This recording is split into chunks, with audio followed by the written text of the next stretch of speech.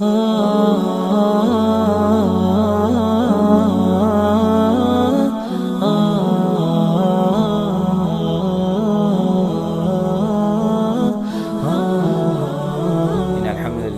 nahmaduhu wa nasta'inuhu wa nastaghfiruh wa na'udzu billahi min shururi anfusina wa min sayyiati a'malina man yahdihillahu fala mudilla lahu wa man yudlil falan tajida lahu waliyyan mursyida asyhadu an la ilaha illallah wahdahu la syarika lah iqraran bihi wa tauhida wa asyhadu anna Muhammadan abduhu wa rasuluh sallallahu alaihi wa ala alihi wa ashabihi wa man sara ala nahjihi wa istanna bi sunnatihi ila yaumiddin wa sallama tasliman katsira.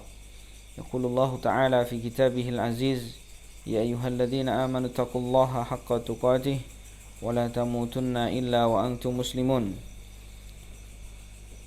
Ya ayyuhan nasu taqu rabbakumul ladzi khalaqakum min nafsin wahidah wa khalaqa minha zawjaha wa batha minhuma rijalan katsiran wa nisaa'a wattaqullaha alladzi tasaaluna bihi wal arham innallaha kana 'alaikum raqiba. Ya ayyuhalladzina amanu taqullaha wa qulu qawlan sadida yuslih lakum a'malakum wa yaghfir lakum dhunubakum wa may yuti'illaha wa rasulahu faqad faza fawzan 'azima. Amma ba'd, fa inna khairal kalami kalamullah wa khairal hadi hadi Muhammadin sallallahu alaihi wa ala alihi wa sallam wa syarrul umuri muhdatsatuha fa inna kulla muhdatsatin fid dini bid'ah wa kulla bid'atin dhalalah wa kulla dhalalatin finnar. Ma'asyiral muslimin, ikhwani fid din, azzani Allah wa iyyakum jami'an. Bapak dan Ibu yang dimuliakan oleh Allah Subhanahu wa taala, semoga Allah Subhanahu wa taala di kesempatan malam hari ini melimpahkan kepada kita rahmat dan inayahnya untuk kita senantiasa menjadi orang-orang yang mendapatkan bimbingan darinya, sehingga kita dalam menempuh kehidupan kita ini mendapatkan taufik dari Allah Subhanahu wa taala untuk mempraktekkan Islam yang dibawa oleh Nabi kita Muhammad sallallahu alaihi wasallam dengan sempurna. Paling tidak, kalaupun kita tidak mendapatkan kesempurnaan di dalam mempraktekkan, kita adalah orang-orang yang dijadikan oleh Allah Subhanahu wa taala mudah di dalam merealisasikan dan berusaha memaksimalkan semaksimal mungkin di dalam melakukan ketakwaan kepadanya. Dan tentunya kita berharap kepada Allah Subhanahu wa taala agar di akhir kehidupan kita adalah menjadi hamba-hamba yang wafat dalam keadaan beriman, yaitu mengucapkan kalimat tauhid, kalimatul iman, la ilaha illallah. Karena sesungguhnya barang siapa yang di akhir kehidupannya mendapatkan pertolongan dari Allah untuk mudah mengucapkan kalimatul la ilaha illallah, kata Nabi alaihi salatu wassalam, man kana fi akhiri kalamihi la ilaha illallah dakhal jannah. Barang siapa yang di akhir ucapan sebelum meninggalnya adalah kalimat tauhid la ilaha illallah, maka dia akan masuk surga Allah Subhanahu wa taala. Maka tidak ada doa, harapan serta cita-cita yang baik dari seorang mukmin, yaitu kita semuanya, kecuali kita memohon kepada Allah Subhanahu wa taala untuk kita wafat dalam keadaan husnul khatimah, mengucapkan kalimat la ilaha illallah. Ikhwani fiddin, Bapak dan Ibu yang dimuliakan oleh Allah Subhanahu wa taala, di kesempatan yang berbahagia ini kita bertemu dengan salah satu nikmat Allah Subhanahu wa taala, yaitu kita bisa bermuajahah, bisa saling melihat satu dengan yang lainnya dengan jarak yang mungkin puluhan bahkan ratusan kilo. Yang tentu ini adalah merupakan di antara tanda-tanda kebesaran Allah Subhanahu wa taala yang ada di dalam Al-Qur'an. Betapa kemudian Allah Subhanahu wa taala berbicara tentang teknologi otomotif 1400 tahun yang lalu. Ternyata hari ini kita bisa saksikan betapa kemudian otomotif yang hari ini kita lihat, bahkan sebagian di antara kita sudah bisa menikmati untuk kita tunggangi, itu ternyata adalah perkara-perkara yang telah Allah Subhanahu wa taala sebutkan sejak 100 atau 1400 tahun yang lalu. Allah Subhanahu wa taala berbicara tentang al-khayla wal bighala, tentang kuda, ya, tentang keledai, dari zaman dahulu telah Allah Subhanahu wa taala sifati sebagai litarkabuha wa zinah, sebagai untuk, ya, alat transportasi dan juga perhiasan. Dan Allah Subhanahu wa taala katakan di dalam Al-Qur'an bahwa Allah akan menciptakan wasanahluqu ma la ta'lamun, dan kami akan menciptakan sesuatu yang sama, namun engkau wahai Muhammad dan tentunya sahabat-sahabatnya Nabi Muhammad tidak akan pernah senantiasa melihatnya.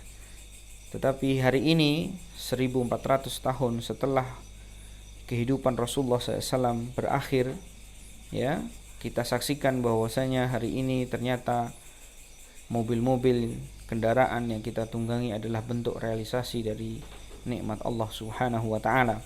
Dan tentunya wasail seperti yang kita gunakan pada malam hari ini berupa aplikasi Zoom yang hari ini kita bisa nikmati, ini adalah juga di antara nikmat Allah Subhanahu wa taala. Maka perkara-perkara dunia yang seperti ini manakala kita gunakan dengan kebaikan, maka insyaallah ini adalah merupakan sebab-sebab kita mendapatkan kebaikan.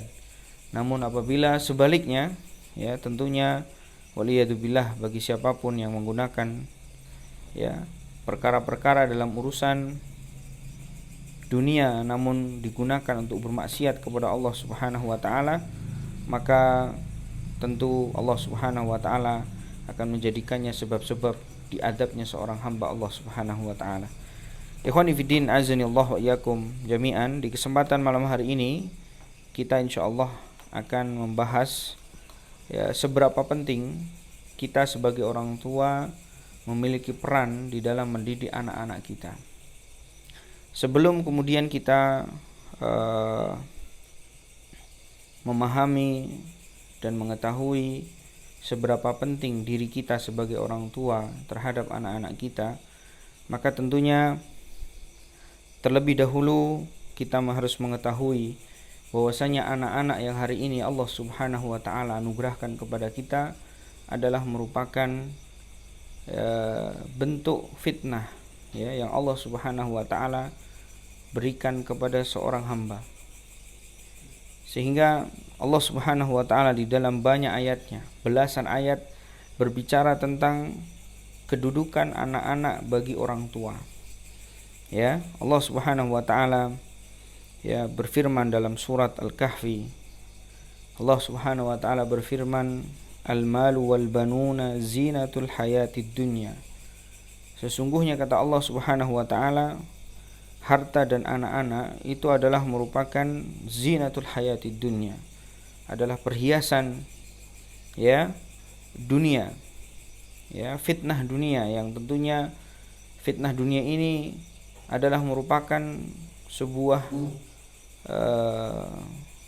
fitnah yang semua orang-orang yang hari ini mencintai anaknya dan menyayangi anaknya akan terfitnah dengan anaknya sendiri. Sadar ataukah tidak, pasti mereka akan terfitnah. Ikhwani fiddin azanallahu wa iyyakum jami'an.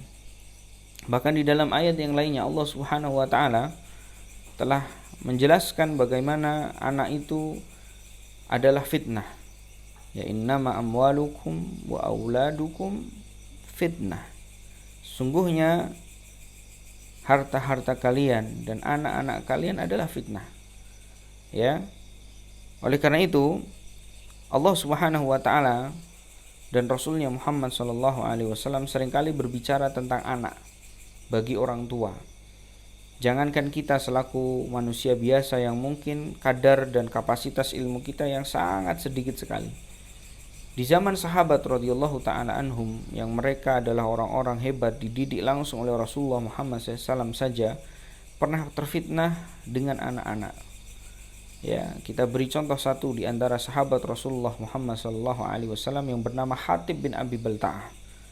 Ya, ini sedikit kita belajar sejarah ibu-ibu dan bapak-bapak sekalian untuk kita bisa mengetahui, ya, sejauh mana fitnah anak itu besar bagi diri kita. Ya. Kita lihat bagaimana kemudian Allah Subhanahu wa taala dan Rasulnya, ya, menyebutkan tentang fitnah anak sampai disebutkan dalam sejarah oleh para ulama syiar. Bagaimana seorang sahabat yang mulia, bahkan disebutkan oleh para ulama beliau ini adalah ahlul jannah, yang disebut langsung oleh Rasulullah Muhammad SAW, karena beliau adalah termasuk di antara 312 pasukan Badar, yang tentunya mereka ini adalah orang-orang yang hebat, bahkan dia adalah termasuk orang muhajirin. Dalam Al-Quran disebutkan, ya, orang-orang muhajirin tentu lebih afdol dari orang-orang ansar, bahkan ini termasuk orang yang di awal kali seruan hijrah diserukan oleh Nabi Muhammad SAW. Beliau adalah orang yang pertama kali kemudian menjawab seruan Allah Subhanahu wa ta'ala. Ikhwani fiddin, azani Allah wa iyyakum jami'an. Bapak Ibu yang dimuliakan oleh Allah Subhanahu wa ta'ala, Hatib bin Abi Balta'ah, ya, disebutkan dalam sejarah ketika dia sedang bersama Rasulullah SAW di Masjid Nabawi, maka Rasulullah SAW tiba-tiba mendapatkan kabar dari Jibril untuk memanggil dua sahabatnya yang bernama Zubair bin Awam dengan Ali bin Abi Thalib. Ya, ketika dipanggil kedua sahabat ini, Rasulullah SAW bersabda, idhaba ila mauqi'in kada wa kada. Wahai Zubair, wahai Ali, pergilah engkau di tempat yang ciri-cirinya demikian dan demikian. Nah, kata Nabi alaihi wasallam, ketika kamu sampai di sana, satajidani dha'inatan wa ma'aha risalatun Hatib bin Abi Balta'ah. Kamu nanti akan menemukan di sana seorang yang dha'inah, itu seperti pedagang perempuan. Yang perempuan itu, kata Nabi alaihi salatu wassalam, ya, dititipi sebuah surat oleh Hatib bin Abi Balta'ah. Maka kemudian Ali dan juga Zubair ibn Awam yang kala itu mendapatkan perintah Rasulullah SAW pun kemudian berjalan sebagaimana perintah Rasulullah SAW. Dan Ali bin Abi Thalib serta Zubair ibn Awam menceritakan, ketika aku mendapatkan, ya, tempat yang ciri-cirinya sama persis dengan apa yang disebutkan Rasulullah SAW, aku menemukan seorang wanita yang bersama laki-laki dan dikelilingi oleh laki-laki untuk kemudian dilindungi dari perjalanan ke Mekah dari Madinah. Maka kemudian Ali bin Abi Thalib menemukan ciri-ciri yang persis dengan apa yang disebutkan Rasulullah SAW, maka memberhentikan perempuan tersebut. Sehingga kemudian perempuan tersebut diberhentikan dan digeledah seluruh apa yang ada dalam barang bawaannya. Ternyata tidak ada sama sekali yang dibawa oleh wanita tersebut sebuah surat dari Hatib bin Abi Balta'ah. Kala itu Ali bin Abi Thalib dan juga Zubair bin Awam mungkin sempat berpikir akan kembali, tetapi Ali bin Abi Thalib mengingatkan Zubair bin Awam, maka kadzaba rasuluna, tidak mungkin Rasul kita berdusta. Maka kemudian dengan keyakinan penuh Ali bin Abi Thalib dan juga Zubair bin Awam mengatakan kepada wanita tersebut, ya, kalau engkau tidak berikan titipan dari Hatib bin Abi Balta'ah, maka lanaj'aluki uryana, kami akan jadikan kamu telanjang bulat sehingga kamu akan ketakutan dan insan in qata'a amaluhu illa min thalath. Apabila meninggal seseorang, ya, maka seluruh amalan-amalannya akan terputus kecuali hanya 3 hal atau 3 amalan, 3 perkara, ya. Yang pertama adalah shadaqatin jariyah, yaitu sedekah jariyah kita, aw ilmin yantafa'u bihi, atau ilmu yang bermanfaat, dan yang terakhir adalah awaladin soleh yad'u lahu, atau seorang anak soleh yang mendoakan dirinya. Maka dari itu ikhwani fiddin, azani Allah wa iyyakum jami'an, berarti keturunan anak-anak kita itu, ya, ketika mereka menjadi anak yang soleh adalah harapan bagi setiap kita. Karena ternyata anak-anak kita pun akan menjadi investasi bagi kita di dunia maupun di akhirat. Bahkan ini dikatakan ketika kita sudah meninggal dunia, itu akan menjadi investasi kita selama-lamanya, ya. Sehingga Rasulullah SAW dalam sebuah hadis yang diriwayatkan oleh Imam Nasa'i, ya, menyebutkan inna min atyabi ma akala ar-rajul min kasbihi.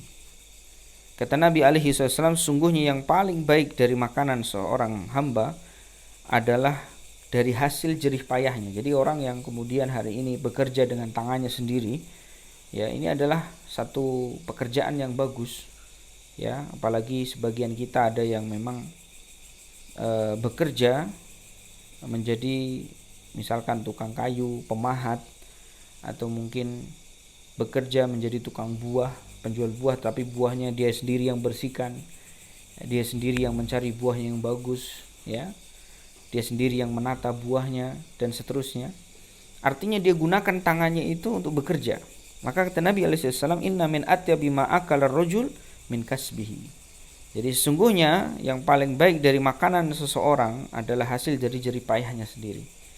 Ya. Jadi kita makan, kita bayar SPP untuk anak kita dari hasil jerih payah kita sendiri, ini adalah harta yang baik. Ya. Wa waladuhu min kasbihi. Perhatikan. Dan anak-anak kita ini adalah hasil dari jerih payah kita, kata Nabi. Dan itu benar, karena memang anak kita dari mulai ya mereka lahir sampai mereka mungkin besar, ya kitalah yang susah, kitalah yang kemudian mengusahakan mereka agar mereka tetap sehat. Ketika mereka sakit, kita usahakan untuk kemudian mendapatkan kesembuhan. Dan itu kata Nabi alaihissalam, wa waladuhu min kasbihi. Dan anak-anak mereka itu adalah dari hasil jerih payah mereka. Maka dari itu ikhwani fiddin, a'azzani Allah wa iyyakum jami'an, setelah kita mengetahui bahwa anak-anak kita ini adalah anak-anak yang bisa saja menjadi investasi bagi kita, maka apa yang harus kita lakukan hari ini? Apa yang harus kemudian kita lakukan hari ini? Untuk kemudian anak-anak kita itu betul-betul menjadi investasi kita. Untuk betul-betul anak kita itu menjadi tabungan kita. Maka Rasulullah SAW tentunya, ya, dan Allah Subhanahu wa taala di dalam Al-Qur'an menyebutkan cara yang jitu, cara yang terbaik di dalam kemudian mengupayakan anak-anak kita agar menjadi investasi kita. Allah Subhanahu wa taala menyebutkan di dalam Al-Quran, berbicara tentang seorang ayah, seorang ibu itu harus punya kepentingan terhadap anaknya, yaitu berdoa kepada Allah, meminta kepadanya agar anaknya dianugerahkan oleh Allah kesolehan dan kesolehan. Allah Subhanahu wa taala ya berbicara di dalam surat Al-A'raf, karena yang punya wilayah untuk bisa menjadikan anak itu soleh dan soleha itu Allah. Allah berbicara di dalam Al-Quran, man yahdillahu fahuwal muhtad wa man yudlil faulaika humul khasirun. Kata Allah Subhanahu wa taala, barang siapa yang diberi petunjuk. Dalam ayat yang lainnya, man yahdihillahu fala mudhillalah wa man yudlil fala hadiyalah. Barang siapa yang diberikan oleh Allah Subhanahu wa taala hidayah, petunjuk, bimbingan, kemudahan untuk mendapatkan kebaikan, ya, maka dialah orang-orang yang mendapatkan petunjuk Allah Subhanahu wa taala. Dan barang siapa yang disesatkan oleh Allah, maka merekalah orang-orang yang merugi. Nah, ayat ini mengingatkan kita semuanya betapa kemudian Allah Subhanahu wa taala dijelaskan kembali oleh Rasulullah SAW betul-betul menjadi penentu baik dan tidaknya anak-anak kita. Dalam satu hadis Rasulullah SAW menyebutkan, inna qulubal insan baina usbu'aihi baina asabi'ir rahman. Sesungguhnya hati manusia itu di antara dua jari, di antara jari-jari Allah Subhanahu wa taala. Yuqallibuhu kaifa yasha. Yang Allah Subhanahu wa taala bisa saja membolak-balikkan hati dengan apa yang Allah Subhanahu wa taala kehendaki. Maka Rasulullah SAW mengajarkan kepada kita terkait hati kita atau anak kita atau siapapun, ya, untuk kemudian seorang hamba itu diajarkan oleh Rasulullah SAW berdoa, ya muqallibal qulub, wahai yang membolak-balikkan hati, tsabbit qulubana ala dinik, ya, tetapkanlah hati kami di atas agamamu. Wa ya musarrifal qulub, sarrif qulubana ala ta'atik. Wahai zat yang membolak-balikkan hati, maka teguhkanlah, ya, ketaatan kami di atas ketaatan kepadamu. Hati kami ini terus di atas ketaatan kepadamu. Maka ikhwani fiddin, azani Allah wa iyyakum jami'an, lebih-lebih lagi Allah Subhanahu wa taala mengingatkan juga melewati lisan Nabinya Muhammad SAW. Terkadang ada orang yang di pagi hari yusbihu rajulu mu'minan wa yumsi kafira. Pagi hari ada orang yang beriman, sore harinya menjadi kafir. Mungkin anak kita di pagi hari sholat subuh, maghrib sudah tidak lagi mau sholat, isya sudah tidak mau lagi sholat, bahkan subuh keesokan harinya sudah tidak peduli lagi dengan sholat subuh. Itu bisa terjadi.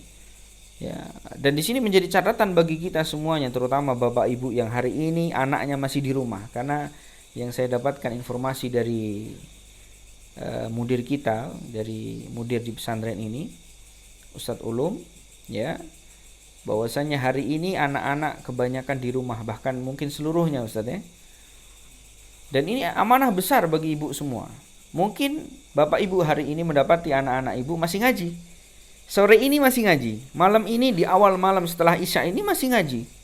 Tapi ketahui, Rasulullah SAW mengabarkan, wa yumsi mu'minan wa yusbihu kafira. Terkadang ada orang yang sore hari, di maghrib hari, di Isya awal kali dia kemudian mendapatkan keimanan pada dirinya. Dia masih ngaji, dia masih belajar, tetapi ingat, wa yumsi kafira. Ternyata besok harinya atau wa yusbihu kafira, di besok harinya subuhnya dia sudah tidak lagi menjadi seorang mukmin. Kenapa tadi? Karena Allah sudah ingatkan bahwasanya man yahdillah fahuwal muhtad. Barang siapa yang diberikan petunjuk oleh Allah, maka merekalah orang-orang yang mendapatkan petunjuk. Tetapi wa man yudlil, apabila mereka disesatkan oleh Allah Subhanahu wa taala, maka merekalah orang-orang yang merugi. Sedang Rasulullah SAW juga mengingatkan bahwasanya sesungguhnya hati kita itu di antara jari atau di antara dua jari, di antara jari-jari Allah Subhanahu wa taala, yang Allah terkadang yang membolak-balikkan hati ya dengan apa yang Allah Subhanahu wa taala kehendaki. Maka kita sebagai seorang mukmin tidak pernah dibolehkan untuk merasa aman terhadap diri kita atau anak-anak kita yang hari ini masih ada di samping dan mungkin serumah dengan kita, ya, merasa aman bahwa mereka akan senantiasa atau kita akan kemudian dijamin oleh Allah Subhanahu wa taala senantiasa dalam kebaikan. Ya, apalagi kita tahu kondisinya memang seperti itu, bahwa Nabi Muhammad SAW mengabarkan tidak ada jaminan bagi siapapun. Maka yang harus kemudian diperhatikan bagi kita semuanya adalah orang tua melihat kira-kira sebabnya apa. Kok bisa di pagi hari ada orang beriman, sore hari kemudian ternyata berubah menjadi kafir, atau sore harinya dia adalah orang yang beriman, di subuh harinya dia berubah menjadi orang kafir. Kira-kira kalau tanpa sebab bisa nggak itu terjadi? Tidak mungkin. Allah Subhanahu wa taala juga memberikan kepada seorang hamba sebab musabab. Kenapa terjadi seperti ini? Karena ini. Allah Subhanahu wa taala terkadang memberikan hidayah kepada seseorang karena sebab orang ini mendapatkan atau memiliki sebab-sebab untuk mendapatkan hidayah. Terkadang demikian pula ada orang yang disesatkan oleh Allah Subhanahu wa taala karena ada hal-hal yang menjadikan dirinya mendapatkan kesesatan darinya. Oleh karena itu, bapak ibu yang hari ini melihat anaknya, ya apalagi sekarang terkadang orang tua itu modelnya, mohon maaf bahasanya agak kasar, dablek. Ya, melihat anak wis, wah ini udah mondok di Al-Azam kelihatannya. Wis aman lah, mau dikasih HP insya Allah aman. Siapa yang bilang aman? Tidak bisa. Anak-anak kita juga butuh bimbingan.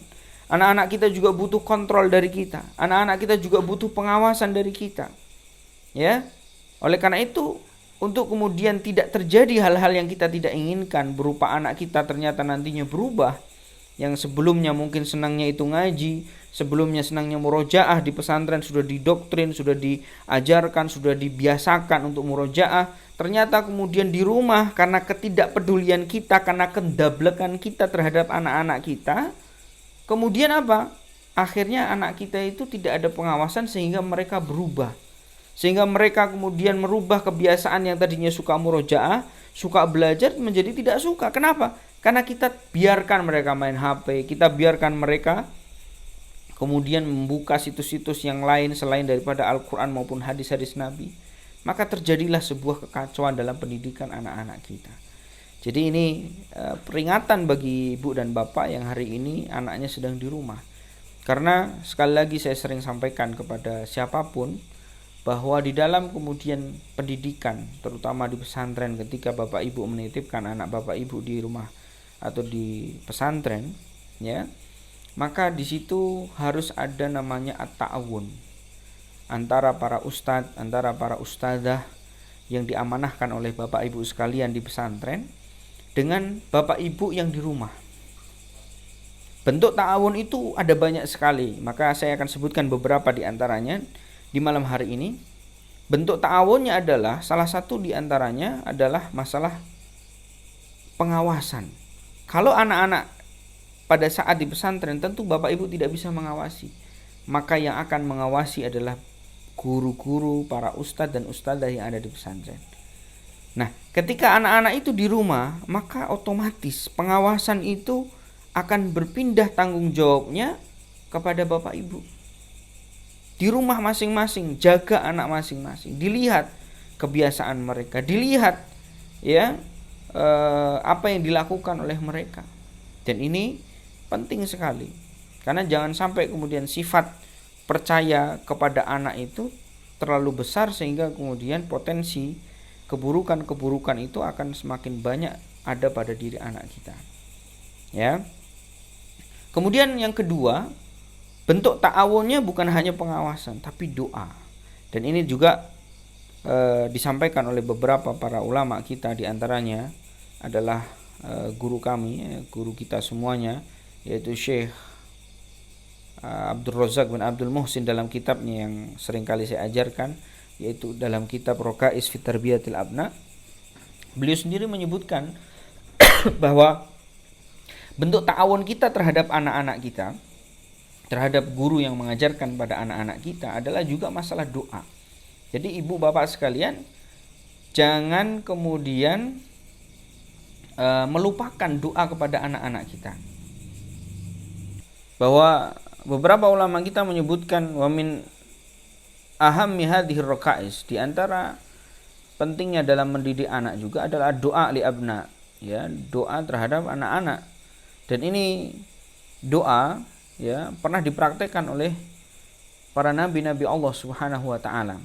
Ya, sebagaimana doanya Nabi Ibrahim alaihi salatu wassalam, Rabbi habli minas solihin. Ya Allah, anugerahkan kepadaku dari keturunan yang soleh. Demikian pula doa beliau, Rabbi ja'alni muqimus shalah wa min dzurriyyati, ya Rabbana wa taqabbal du'a. Demikian pula doa Nabi Zakaria, hunalika da'a Zakaria rabbah qala rabbi habli min ladunka dzurriyyatan thayyibah.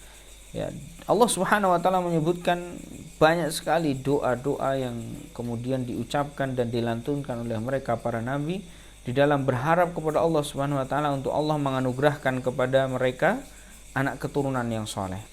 Tadi saya sudah jelaskan bahwa Allah Subhanahu wa taala dalam Al-Qur'an ya menceritakan betapa kemudian keseriusan mereka para nabi, ya, yang tentunya mereka adalah para orang tua, berharap memiliki anak-anak soleha. Dan harapan dari mereka untuk memiliki anak-anak soleha itu dengan diluapkan dengan doa. Karena sekali lagi saya katakan, manusia ini ya dijadikan oleh Allah Subhanahu wa taala hatinya atas kehendak Allah Subhanahu wa taala. Artinya Allah Subhanahu wa taala bisa membolak-balikkan hati kita. Ya. Oleh karena itu nabi-nabi Allah Subhanahu wa taala yang mereka tahu bahwa mereka tidak akan pernah bisa setiap hari mendidik, melihat langsung, mengawasi anak-anak mereka, maka mereka kemudian ya berdoa kepada Allah Subhanahu wa taala, menitipkan kepada zat yang tidak akan pernah hilang titipannya. Ya. Sehingga tadi yang sudah kita sebutkan dalam Al-Qur'an, Nabi Ibrahim alaihi salatu wassalam, ya, Nabi Zakaria, bahkan wa min du'ai ibadir rahman, ya, di antara doa-doanya orang-orang hamba Allah Subhanahu wa taala yang soleh, Allah Subhanahu wa taala abadikan doa-doa mereka adalah Rabbana hablana min azwajina wa dzurriyyatina qurrata a'yun waj'alna lil muttaqina imama. Yaitu mereka meminta kepada Allah Subhanahu wa taala untuk dianugerahkan ya anak keturunan yang baik, anak keturunan yang soleh dan soleha. Ya. Oleh karena itu ikhwani fiddin, a'azzani Allah wa iyyakum jami'an, maka bentuk orang tua berta'awun dengan para ustadz, berta'awun dalam masalah mendidik anak adalah mereka juga selain mengawasi anak-anak mereka yang tadi sudah kita tekankan, juga jangan lupakan yang namanya doa. Ya. Dan ini bisa kita katakan bisa jadi lebih penting dari poin yang pertama. Kenapa? Terkadang ada orang yang betul-betul mengawasi anaknya ya lebih tajam, lebih intens daripada CCTV. tetapi kemudian tidak mendapatkan keberhasilan di dalam pengawasan dan pendidikan yang diberikan kepada anaknya. Kenapa? Karena sekali lagi, hati manusia, keberhasilan seseorang adalah di tangan Allah Subhanahu wa taala. Maka ketika kemudian seorang mukmin berdoa kepada Allah Subhanahu wa taala dengan harapan bahwa Allah akan memberikan taufik kepada anaknya, ini adalah memang puncak daripada ketawakalan kita kepada Allah Subhanahu wa taala. Bahkan dalam sejarah, Nabi Ibrahim alaihi salatu wassalam bertemu dengan Nabi Ismail hanya beberapa kali. 5 tahunkah? 10 tahunkah? 20 tahunkah? Tidak. Hanya beberapa saat bertemu dengan anaknya. Tetapi kenapa Allah Subhanahu wa taala ternyata jadikan anak yang tidak terlalu banyak bertemu dengan ayahnya ternyata menjadi seorang nabi? Tidak lain tidak bukan karena doa-doa dari ayahandanya, yaitu Nabi Ibrahim alaihi salatu wassalam. Tetapi yang menjadi catatan pada kesempatan malam hari ini, penting sekali untuk Bapak Ibu sekalian catat, adalah di dalam berdoa kepada Allah Subhanahu wa taala. Mungkin sebagian kita seringkali dimotivasi oleh para ustadz, para ulama, bahwasanya berdoalah Allah akan mengijabahi, dan ini memang senada dengan apa yang Allah Subhanahu wa taala sampaikan dalam Al-Qur'an. Wa idza sa'alaka ibadi anni fa inni qarib. Wahai hambaku atau wahai Muhammad, katakan apabila hambaku bertanya tentangku, katakan kepada mereka fa inni qarib, aku itu dekat.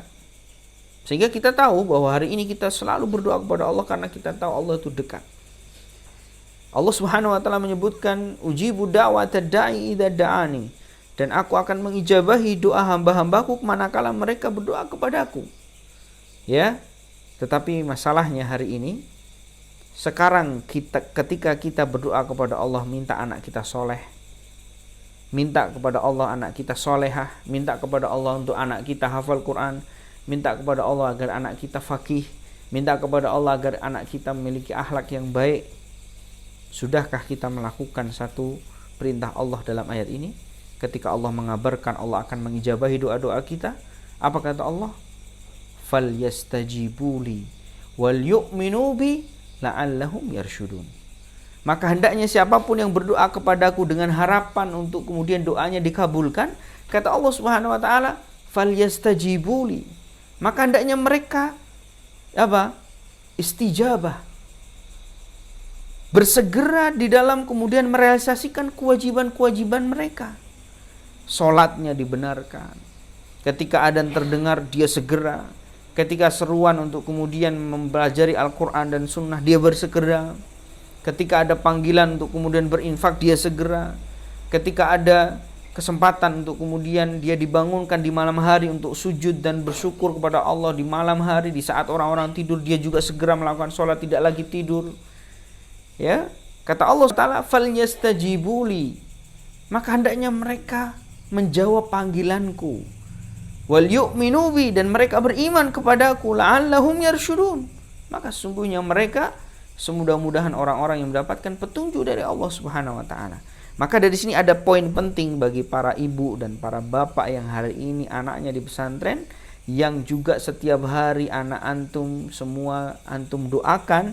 Ingat, doa antum itu ada hal yang harus senantiasa diingat, bahwa doa itu ternyata ada rumus yang harus kita senantiasa ingat. Kata para ulama, rumusnya adalah al-ijabatu biqadril istijabah. Perhatikan di sini, saya ulang lagi, al-ijabatu biqadril istijabah. Bahwasanya jawaban Allah, pengabulan atas doa-doa kita dari Allah Subhanahu wa taala itu tergantung pada seberapa semangat kita sebagai orang tua, sebagai orang yang memanjatkan doa di dalam kemudian menjawab panggilan-panggilan Allah. Kita sehari ini minta, ya Allah anakku mudah-mudahan menjadi anak soleh dan soleha. Ya Allah, mudah-mudahan anakku yang sekolah di atau mondok di pesantren Al-Azam keluar bisa hafal Quran minimal 10 juz, minimal 20 juz, minimal keluar bisa faqih. Tetapi subhanallah, dari doa yang kita panjatkan, ketika Allah tadi katakan di dalam Al-Quran kita wajib menjadi orang-orang yang bersegera di dalam merealisasikan kewajiban-kewajiban kita, kita malas. Adzan kita masih tidur-tiduran. Ada panggilan kebaikan kita malas. Ada bencana di sana kita juga nggak peduli. Ya, maka jangan harap doa-doa kita akan dikabulkan oleh Allah Subhanahu wa taala. Kenapa? Karena al-ijabatu biqadril istijabah. Karena sesungguhnya jawaban pengabulan doa Allah Subhanahu wa taala terhadap doa-doa kita itu tergantung seberapa semangat, seberapa kuat kita di dalam kemudian merealisasikan kewajiban-kewajiban kita sebagai seorang mukmin. Maka benar ketika kemudian para ulama kita mengingatkan sebagai seorang mukmin, orang tua itu harus memperbaiki diri dan menjadi orang soleh terlebih dahulu sebelum antum berharap anak antum menjadi orang soleh. Ya, saya seringkali ingatkan kepada siapapun yang hari ini menikah, dan insya Allah bapak ibu semuanya nggak mungkin nggak punya anak, nggak mungkin punya anak kalau sebelumnya nggak menikah. Artinya antum semua dulu pernah menikah. Saya sering nasihatkan, perhatikan, Indonesia yang begitu besar, bahkan mungkin ratusan pulau-pulau yang terhampar di antara Sabang dan Merauke, itu tidak akan pernah dikatakan Indonesia kecuali adanya provinsi-provinsi yang ada di dalamnya. 34 provinsi kalau tidak salah. Coba dihitung dan cari di Google. Provinsi di Indonesia itu kalau tidak salah 34. Itu tidak akan kemudian atau Indonesia tidak akan pernah kemudian dikatakan Indonesia kecuali dengan adanya 34 provinsi tersebut. Kita sekarang mulai mengkerucut. Provinsi di tanah kita ini atau di pesantren kita ini adalah provinsi Jawa Tengah. Jawa Tengah ini tidak akan pernah ada kecuali ada di dalamnya kota-kota. Kota Semarang, Pekalongan, Tegal, mungkin Solo, mungkin Batang, mungkin Kudus, mungkin Demak, mungkin Purwodadi, atau mungkin Kebumen dan seterusnya. Itu karena itu kota-kota, karena adanya kota-kota tersebut maka adanya Jawa Tengah. Dan kita katakan kalau kita hari ini di kota Semarang, tidak akan pernah ada kota Semarang kecuali ada kecamatan Tembalang. Betul. Kecamatan apa lagi? Semarang Tengah, Gunung Pati, Dan sekarang Gunung Pati itu tidak akan pernah, kecamatan Gunung Pati tidak akan pernah ada kecuali di dalamnya ada RW. RW tidak akan pernah ada kecuali adanya RT, dan RT kita tidak akan pernah ada. Tidak akan pernah dikatakan RT kalau tidak ada rumah tangga di dalam RT tersebut. Dan rumah tangga itu identik dengan seorang ayah dan seorang ibu. Rumah tangga itu identik dari seorang ayah atau seorang ibu yang mereka adalah ternyata bagian terpenting dalam kemudian menjadikan negara itu baldatun thayyibatun wa rabbun ghafur. Karena ternyata bapak ibu inilah yang sangat berpengaruh di dalam kemudian pendidikan anak-anak mereka. Maka bapak ibu yang dimuliakan oleh Allah Subhanahu wa taala, ini satu gambaran oleh para ulama kita pernah disebutkan, idza fasadatil ummah fasadatil umara wa idza fasadatil ummah fasadatil umara. Lihat, apabila baik umat, bapak ibu betul-betul baik didiknya kepada anak, bertakwa kepada Allah Subhanahu wa taala, mendidik anaknya benar, menjadi orang-orang yang sabar, menjadi orang-orang yang hati-hati untuk tidak bermaksiat kepada Allah. Masyarakat akan kemudian terbentuk dengan masyarakat yang baik karena masing-masing keluarga mereka punya kemudian kepentingan di dalam menjaga anak-anak mereka. Maka kata para ulama, apabila masyarakat itu baik, maka kemudian pemimpinnya pun akan dianugerahkan dengan pemimpin yang baik. Sebaliknya, wa idza fasadatil ummah fasadatil umara. Tetapi kalau masyarakat itu adalah masyarakat yang kemudian buruk, bapak ibu nggak peduli dengan anaknya, ibu nggak peduli dengan adab dan akhlak anaknya mau makan tangan kiri sak karepmu, mau makan sambil berdiri sak karepmu, tangan-tanganmu dhewe lele. ya, maka yang kemudian akan terjadi masyarakat itu akan rusak. Ya.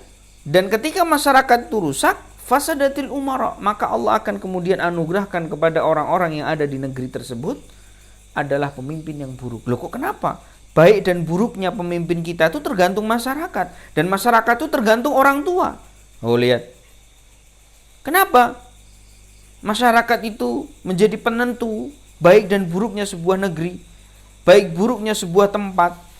Karena kata para ulama, li'annal umara juz'un minal ummah. Karena sesungguhnya pemimpin-pemimpin kita itu bagian kecil dari masyarakat kita. Kecil sekali. Kalau kita lihat pemimpin-pemimpin kita, berapa orang sih yang duduk di parlemen-parlemen? Sedikit sekali. Tetapi yang sedikit itu muncul dari rumah tangga yang ada di masyarakat Indonesia. Maka Bapak Ibu sebagai penentu ya kebaikan masyarakat, sebagai ya madrasatul ula, apalagi seorang ibu, sebagaimana dikatakan oleh Imam Syafi'i, madrasatul ula lil aulad, bahwa ibu itu adalah sekolah pertama bagi anak-anak mereka, ya, maka kita harus perhatikan sejauh mana kita punya keseriusan di dalam mendidik anak, sejauh mana kita punya keseriusan di dalam kemudian memperhatikan anak-anak kita. Ini yang akan kemudian menjadi ya penentu dari keberhasilan bahkan baik dan buruknya sebuah negeri. Maka dari itu Bapak Ibu sekalian yang dimuliakan Allah Subhanahu wa taala, kita tadi sudah mengetahui dari awal pembahasan kita, anak adalah fitnah, anak di sisi lain juga adalah merupakan investasi kita, di sisi lain juga anak merupakan mas'uliyah, tanggung jawab kita. Maka ketika kita mengetahui hal demikian, dan kita hari ini tentu berharap agar anak-anak kita menjadi anak soleh dan soleha, maka kita berdoa kepada Allah Subhanahu wa taala. Kita juga awasi anak-anak kita. Namun demikian, ya, yang menentukan ya baik dan buruknya anak kita juga ternyata Allah Subhanahu wa taala, dan kita orang tua harus berusaha mengawasi, berusaha berdoa kepada Allah Subhanahu wa taala agar kemudian anak-anak kita dijaga oleh Allah Subhanahu wa taala. Jadi ini beberapa hal yang penting yang harus kemudian kita senantiasa ingat, bahwa hari ini kita para orang tua itu adalah orang-orang yang dituntut oleh Allah Subhanahu wa taala menjadi ya penentu dari sisi upaya dan usaha, bukan penentu takdir ya, tetapi kita dituntut oleh Allah Subhanahu wa taala untuk menjadi faktor baik dan berhasilnya anak-anak kita. Maka dari itu Allah ingatkan melewati lisan Nabi-Nya Muhammad SAW, kullukum ra'in wa kullukum mas'ulun an ra'iyati. Setiap kalian itu adalah pemimpin, dan kalian para pemimpin atau orang-orang yang diberikan tanggung jawab oleh Allah Subhanahu wa taala. Kalau seorang ayah diberikan tanggung jawab atas istri dan anaknya, akan dimintai pertanggungjawaban atas apa yang Allah berikan amanah tersebut. Ya, maka tidak boleh kita sembarangan. Terlebih hari ini Bapak Ibu sekalian, sementara masih dititipi dengan adanya pandemi ini oleh para ustadz, yang mungkin sebelumnya antum yang menitipkan kepada para ustadz, kepada lembaga untuk mendidik anak-anak antum, hari ini antum yang mau tidak mau dengan keadaan, dengan takdir Allah, yang harus hari ini mengemban amanah yang mungkin antum dulu pernah berikan kepada para ustadz, yaitu mengawasi anak-anak antum sendiri. Maka jangan sampai kemudian menjadi penghalang kebaikan bagi anak-anak antum dengan dableknya, mohon maaf Bapak Ibu sekalian, dalam mengawasi dan mendidik anak-anak Bapak Ibu sekalian. Tolong ya, yang di rumah hari ini bersama anaknya, awasi. Jangan kemudian terlalu percaya penuh kepada anak-anak kita ya, dengan harapan wah husnudon aja Ustadz. Ya, husnudon itu kalau memang anak kita track recordnya memang sudah menjadi anak-anak yang sudah mapan dari sisi akhlak, dari sisi adab, dari sisi ilmu. Tapi kalau anak kita masih dalam proses belajar, itu sangat butuh sekali pengawasan. Maka tidak boleh kita lengah, tidak boleh kemudian kita kendor di dalam kemudian mengawasi mereka ya. Dan perlu juga catatan terakhir, selain tadi kita berdoa kepada Allah Subhanahu wa taala, mengawasi anak-anak kita, kita juga tadi diingatkan bahwa kita juga harus mengambil sikap untuk kita juga mencontohkan kepada anak-anak kita menjadi ayah atau bunda yang baik bagi anak-anak kita. Jangan sampai kemudian kita suruh anak kita, ayo nak murojaah, kitanya main burung. Bahasanya wong Jawa malah dolanan doro. Nah, ini enggak benar. Ayo nak murojaah, itu ustadznya sudah WA ke abah, sudah WA ke bapak, katanya jamnya jam murojaah, tapi bapaknya nonton TV. Enggak benar. Bapaknya juga megang Quran. Ibunya misalkan taruh dulu centongnya, taruh dulu setrikaannya, taruh dulu masakan-masakannya di rumah. Ketika kemudian memang jadwalnya murojaah untuk anak itu bisa murojaah, maka ibunya juga pegang Al-Quran. Ayo nak murojaah, karo ibumu pengen ngrungokke suaramu. Nah ini gitu. Ibu juga pengen dengar suaramu, kan gitu. Jadi itu yang harus dilakukan orang tua hari ini. Jadi betul-betul menjadikan momen ini bukan beban. Sekali lagi saya katakan, ini bukan beban bagi bapak ibu, tapi ini mungkin ya di antara iradah Allah Subhanahu wa taala untuk menjadikan para orang tua hari ini juga berpartisipasi di dalam mendidik anak-anaknya sendiri. Ya, sekali lagi jangan pernah menghitung-hitung anak kita. Aduh Ustaz, kalau saya yang didik ya nggak bisa Ustaz, saya itu lulusannya lulusan bukan agama. Harusnya kalau di pondok kan ada Ustadz Fulan, ada Fulan, kan bagusnya di pondok. Wah ini nanti kalau anak saya, enggak jamaah. Enggak Bapak Ibu sekalian. Yang penting kita berupaya. Karena yang menjadikan anak kita berhasil, yang menjadikan anak kita sukses dalam menuntut ilmu agama, juga bukan murni karena upaya kita. Mungkin kita tidak bisa kemudian memberikan ilmu sebagaimana ustadz-ustadz di pesantren, tetapi paling tidak kita bisa memberikan keikhlasan dan ketulusan di dalam kemudian mengharap ridha Allah Subhanahu wa taala, mengharap pertolongan Allah Subhanahu wa taala atas anak kita.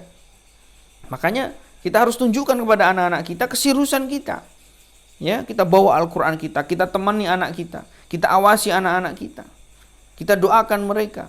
Nah, ini yang harus dilakukan oleh kita semuanya selaku orang tua. Nah, dan saya tutup kajian pada kesempatan malam hari ini. Ya, nanti ada tanya jawab mungkin dari sebagian Bapak Ibu sekalian.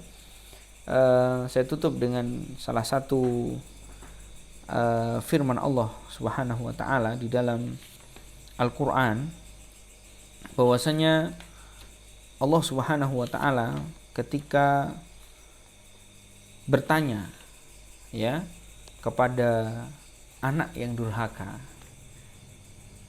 tentu Allah Subhanahu wa taala akan bertanya kepada orang tua sang anak durhaka tersebut. Ini disebutkan dalam Al-Qur'an. Artinya apa Ustaz? Artinya ketika anak itu baik, berarti kebaikan anak tersebut tidak lain tidak bukan karena ada faktor kebaikan orang tuanya. Sebaliknya, apabila kemudian didapati ada anak durhaka, ya, maka kedurhakaan anak tersebut juga karena sebab dan faktor orang tuanya. Ini disebutkan dalam Al-Quran. Oleh karena itu jangan sampai kemudian kita semuanya menjadi sebab anak kita durhaka, dan sampai kita menjadi penghalang-penghalang kebaikan untuk anak-anak kita. Maka jadilah orang tua yang baik, yang bertakwa kepada Allah Subhanahu wa taala, yang terus berdoa kepada Allah untuk diberikan dan dianugerahkan anak soleh dan soleha. Wallahu taala a'lam bishawab.